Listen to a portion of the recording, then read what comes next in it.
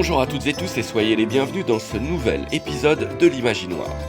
L'Imaginoire est une émission participative réalisée en étroite collaboration avec des personnes touchées de près ou de loin par la déficience visuelle. Si c'est votre cas, contactez-nous et faisons ensemble. Trouvez-nous sur les réseaux sociaux, Facebook, Instagram ou YouTube, ou contactez-nous directement par mail à l'imaginoire@lilo.org. L'Imaginoire, L-I-M-A-G-I-N-O-I-R.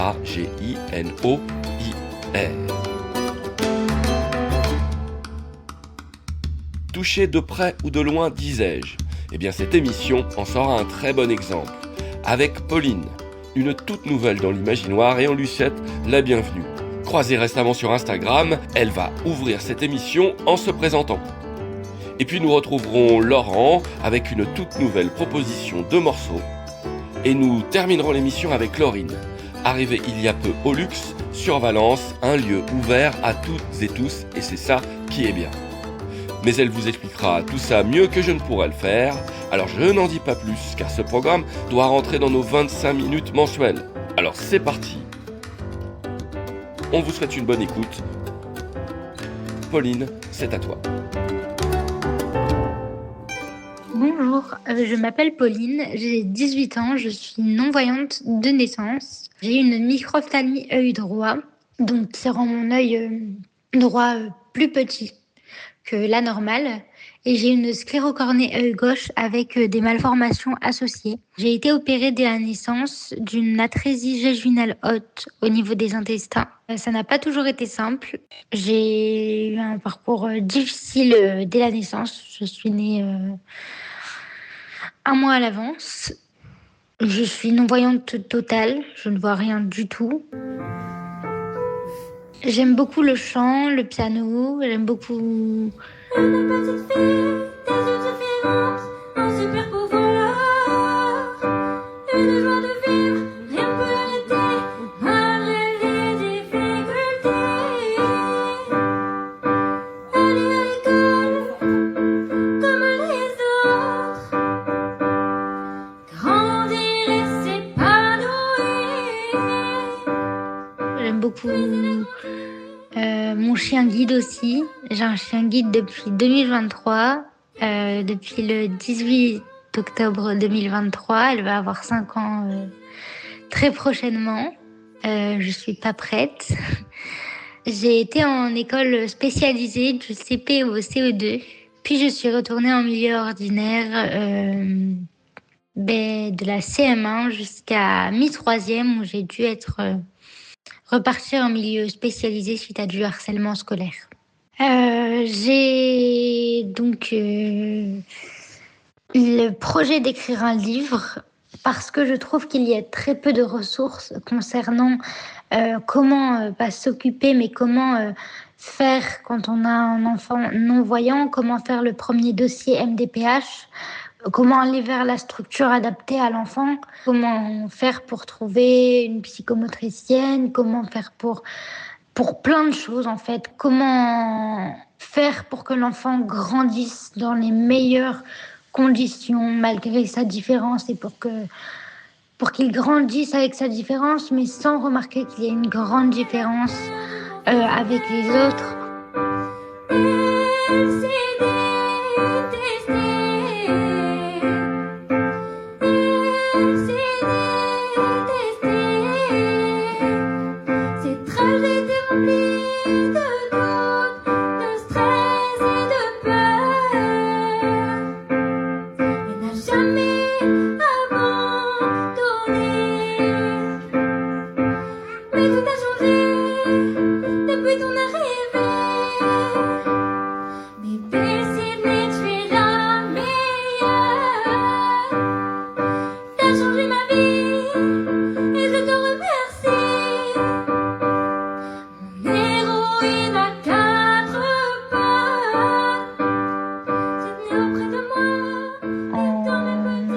Février 2021, je suis allée à la Fondation Frédéric Gaillan durant 3 jours pour faire mon stage de découverte. Un stage d'1 semaine pour approfondir les compétences avec un chien, approfondir l'autonomie, approfondir les différentes étapes, les différents ordres, comment s'en occuper, comment du coup lui donner à manger, quelle dose, aller en ville aussi, voir comment ça se passe avec le chien en ville. Puis après cette première préclasse, j'ai effectué une deuxième préclasse en juin 2023. C'est pas que j'ai pas réussi, c'est que il fallait que j'approfondisse encore mes compétences, qu'il fallait que j'approfondisse, voilà, que je me sente mieux, que je reprenne confiance en moi, que j'ai plus confiance en moi, enfin voilà, que je sois différente entre guillemets. On nous demande pas d'être différente, mais d'être, voilà, de refaire une préclasse n'est pas un échec. Donc en juin 2023, j'ai fait ma préclasse d'une semaine, ma deuxième préclasse, pour qu'en octobre 2023, j'ai effectué ma classe de remise durant 3 semaines, où là, on a été en ville, on a fait un parcours, on a pris le train. Les chiens guides, du coup, c'est la fondation de l'Île-sur-la-Sorgue, donc la fondation Frédéric Gaillan, qui offre aux enfants de 12 ans à 18 ans un chien guide. Sinon, pour revenir à moi, depuis ce 18 octobre 2023, j'ai mon chien guide qui s'appelle Sydney. Je vais dans les magasins. Voilà, elle va partout avec moi. Elle vient me rendre visite en hospitalisation parce que c'est compliqué niveau santé mentale. Donc, elle vient me voir en hospitalisation. Elle va avoir 5 ans bientôt. Elle me comble de bonheur. Sydney, c'est un amour. Enfin, vraiment. C'est une labernoise. Donc, c'est un labrador croisé bouvier bernois qui fait une labernoise, du coup. Elle est à l'école avec moi. Depuis le CP, je voulais faire kinésithérapeute. Au vu de toutes les fois où on m'a découragée, j'ai donc arrêté de penser à ce métier et je voulais faire psychomotricienne. Actuellement, mes études sont sur pause. Voilà. J'ai effectué un stage de 3e, donc en kinésithérapie, qui s'est très bien passé. J'ai effectué mon stage de 4e dans une école, parce que moi, je veux beaucoup travailler avec les enfants. En seconde, pareil, j'ai été dans une école pour faire mon stage de seconde. Donc, j'ai fait 2 semaines dans une école, puis une semaine à la fondation, du coup, vu que c'était en 2023. Voilà, un peu pour ma présentation. Donc, j'ai mon œil droit qui est plus petit que l'œil gauche. Comme j'ai une microphthalmie œil droit, la microphthalmie fait que l'œil est plus petit et une sclérocornée à œil gauche avec malformation associée à l'œil gauche. Voilà un petit peu pour ma présentation et un petit peu les sujets auxquels je voulais parler, les sujets pour lesquels je voulais aborder. Donc voilà. Merci d'éclairer mon chemin et d'illuminer ma vie.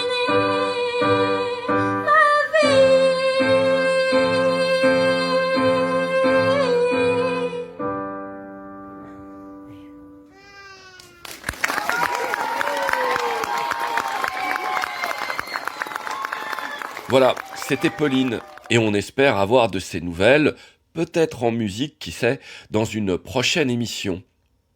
Et si vous, de l'autre côté du poste, ça vous chatouille de participer à une prochaine émission, en fait, c'est très simple. Si je prends l'exemple de Pauline, eh bien nous avons pris contact via Instagram, je lui ai proposé de m'envoyer un vocal afin de se présenter, elle a dit oui, elle l'a fait, et puis c'est tout. Notre mail, l'imaginoire@lilo.org.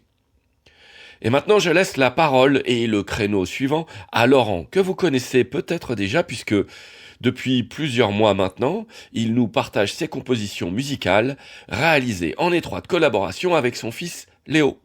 Laurent, c'est à toi.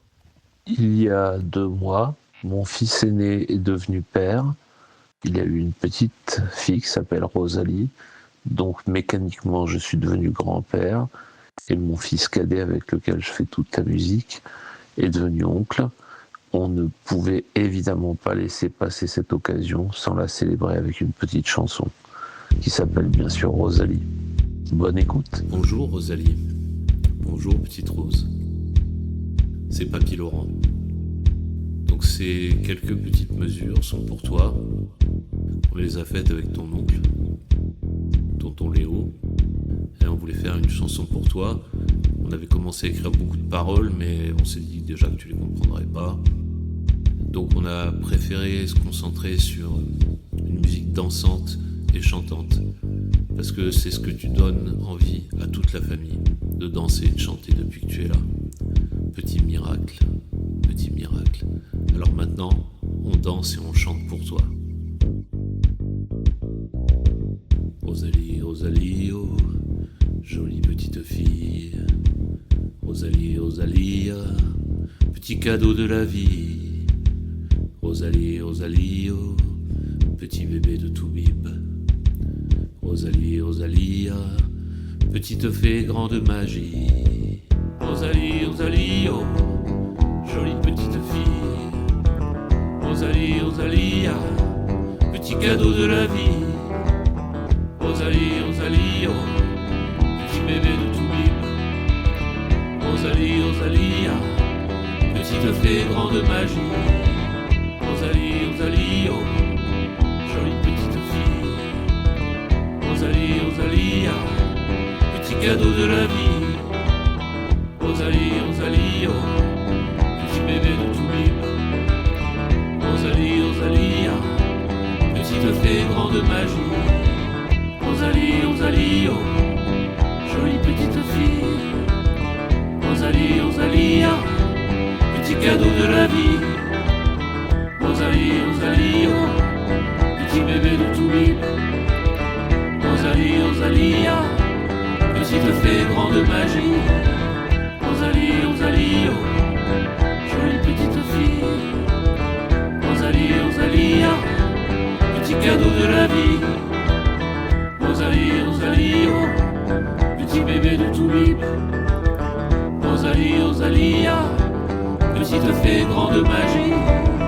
Rosalie, Rosalie, oh, jolie petite fille.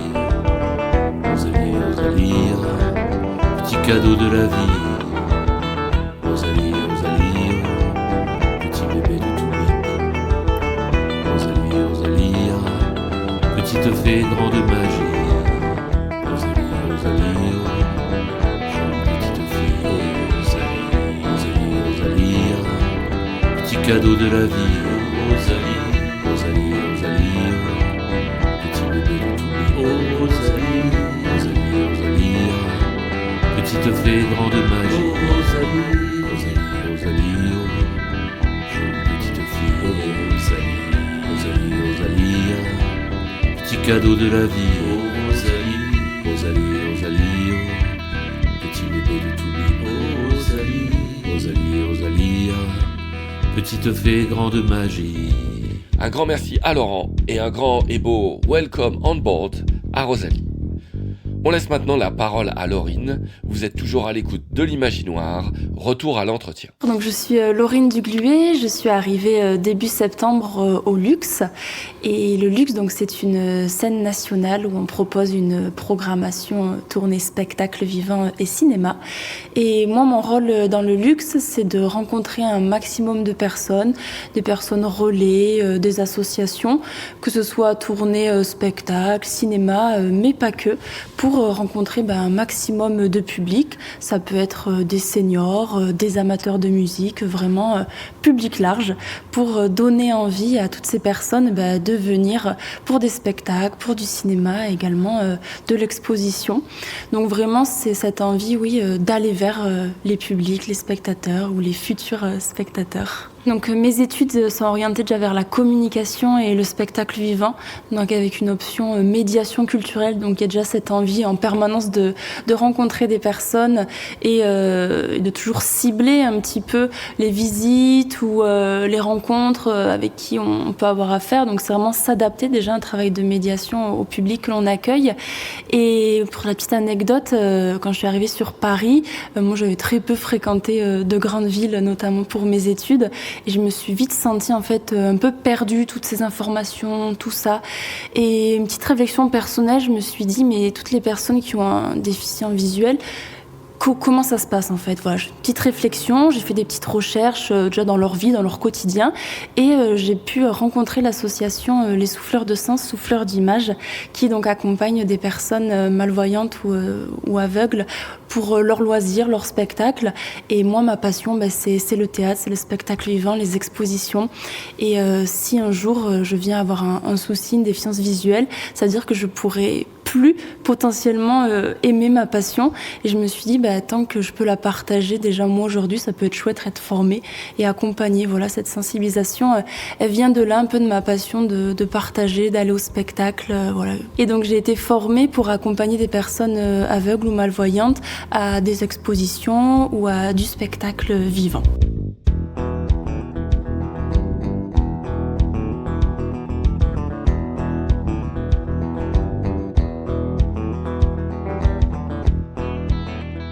Quand j'accompagne une personne, alors déjà on rentre en contact, ça peut être un message vocal, un petit appel, un coup de fil, on se donne rendez-vous pour être sûr qu'on s'est bien compris. Et je peux donner quelques informations avant sur le spectacle, voilà, des enregistrements, etc. Et si on y va tranquille, où on se laisse porter, une petite discussion quand même avant le spectacle où on décrit un peu la scène, je peux lire le résumé aussi, quels sont les comédiens sur scène, voilà, c'est vraiment une discussion. Voilà, une personne qui ne vient pas au spectacle, qu'on soit voyant ou non-voyant, je ferai la même chose en fait. Voilà, donc on rentre dans la salle, on s'installe tranquillement. Je peux décrire l'environnement, voilà, s'il y a beaucoup de monde, si on est loin de la scène, pour un petit peu avoir cette distance avec le son. Et donc quand j'étais souffleuse d'images, pour décrire les décors, si la personne le veut bien, sur sa main, je peux un petit peu situer les grands décors, où est l'entrée, où est la sortie, pour un petit peu avoir l'image, l'image scénique dans la tête, essayer d'imaginer. Et on s'adapte aussi à la personne. Cette personne a envie, plutôt que je m'attarde sur la description des décors, la description des couleurs, des costumes. Parfois, ça intéresse pas les personnes. Ou si simplement je dois intervenir, souffler à l'oreille de la personne quand il y a un moment un peu comique, une expression que la personne justement ne peut pas saisir. Donc voilà, un petit peu guider et m'adapter, et on essaye d'y aller tranquillement, parce que si le but c'est pas de raconter tout le spectacle, sinon on comprend plus rien aussi sur scène.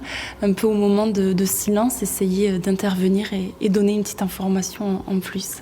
Donc c'est vrai que l'ambition du luxe, c'est davantage peut-être d'ouvrir déjà des propositions en audiodescription la journée. On a déjà eu quelques retours d'adhérents de structures avec des déficients visuels. Voilà, déjà on a besoin de s'approprier un lieu. Donc on aimerait bien qu'il y ait des professionnels aussi qui viennent, comme des artistes, et qui proposent aussi des ateliers par exemple, que ce soit découvrir la salle, échanger avec un artiste qui a un côté un peu plus humain, voilà, dans un premier temps. Donc peut-être la journée s'orienter, on aurait davantage envie de proposer de séances en audiodescription pour le cinéma. Voilà, des temps conviviaux, de discussion. Et aussi l'objectif, c'est que ces séances soient ouvertes pour tout le monde. Déjà, on le propose pour des personnes voyantes et aussi des personnes non-voyantes. Et voilà, que tout le monde puisse être dans la salle, qu'il n'y ait pas de frein autant pour les personnes voyantes que non-voyantes. C'est aussi sensibiliser voilà, à des personnes qui ne viennent pas forcément beaucoup pour l'instant au luxe, et aussi prévenir le public qui a l'habitude d'être là que voilà, maintenant aussi on a des séances en audio description, et c'est plus forcément une option, ça va être un choix aussi. Donc voilà, sensibiliser de ce côté-là, proposer davantage en journée et avoir des retours. Est-ce qu'on a vraiment besoin de former toute l'équipe?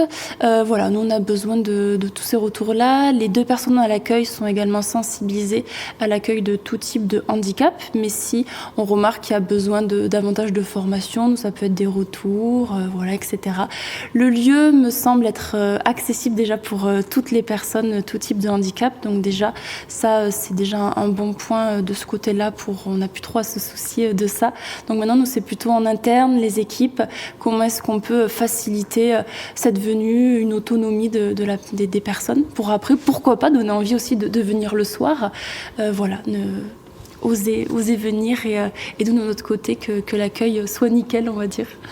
Et c'est vrai, en parler pour nous c'est important. On se dit aussi que à chaque début de spectacle, déjà on essaye de parler de la programmation à venir pour notre public. Et maintenant on va essayer aussi de dire à notre public, parce qu'on a principalement des publics qui sont voyants pour le moment, sachez qu'il y a de l'audiodescription, parlez-en autour de vous. Je pense que la parole directe est très importante. Donc on essaye aussi de véhiculer ça, d'en parler un maximum.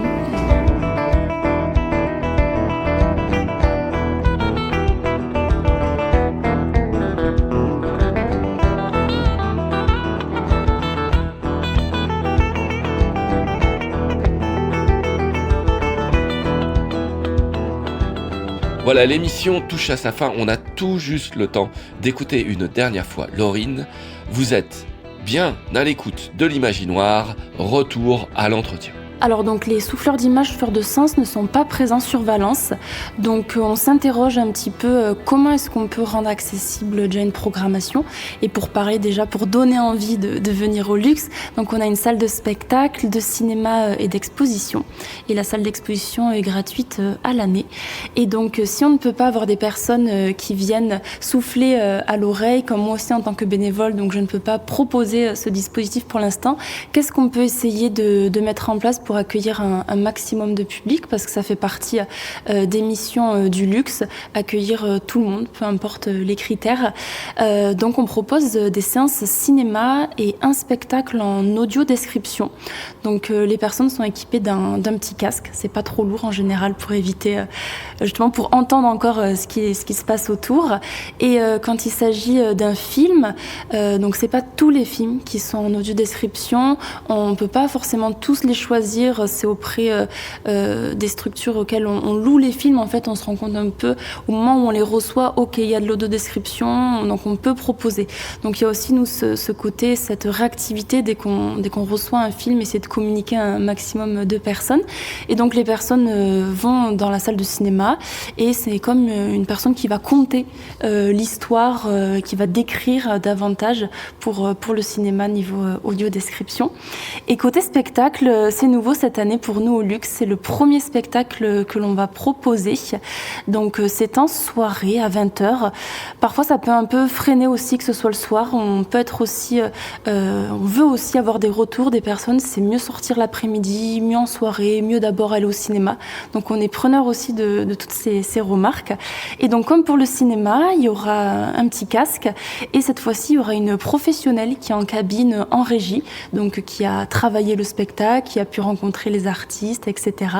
Et va donc amener des informations sur la danse, sur le corps, sur ce qui va se passer sur scène.